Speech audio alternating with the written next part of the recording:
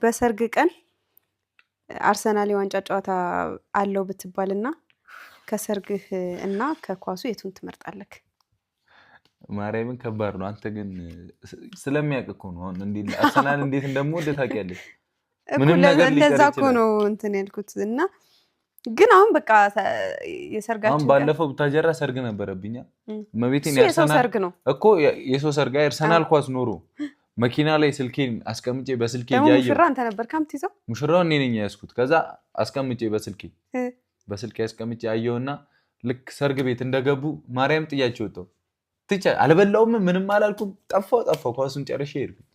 እሺ ወደ ጥያቄው ደግሞ ስመለስ በራሴ ሰርግ ቀን አርሰናል ኳስ የዋንጫ ጨዋታ ኖሮት በስልክ ማየት ይፈቀድልኝ ነው? በቃ አሁን በስልክ ማየት ምናምን ሳይሆን ሲጀመር ሰርግህ ላይ በስልክም ልታያችሁ እግዚአብሔርን እኔ እንጃ ልታያችልም ሲጀመርም ስልክህንም ላትይዘው ትችላለህ ሰርግ ላይ ኪስ ውስጥ ከተህ ምናምን እንደ አርሰናል ዋንጫ ጨዋታ ኖሮት እኮ ከሰርግህና ሰርጉ ይቅር ነው የምትለው ወይስ ኳሱ ይቅር አሊ ለዛሬ ነው የምትለው?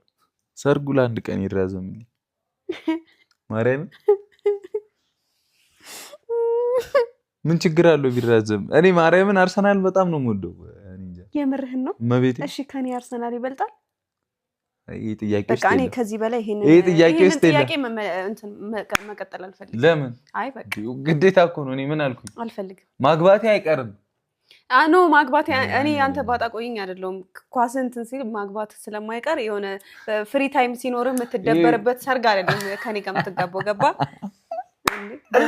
ማርያምን በጣም ከባድ ጥያቄ እኮ እንትን ማለት አለበት እንጂ እኔ ከማንም ፈረንጅ ጨዋታ ጋር እኔ ታውቃለህ በቃ አትጨቃጨቂ እኔ እኮ ህይወትህ ነኝ እድሜ ልክህን እኮ ከኔ ጋር ለመኖር ነው የምትስማማው። በቃ እሺ ኳሱንም ሰርጉንም ዲኤስቲቪ ቤት አላገባም እንዴ በስክሪን ምን አገባኝ? መብቴ ነው የፈለኩበት የማግባት መብቴ አለኝ አይደል? አትወደኝም?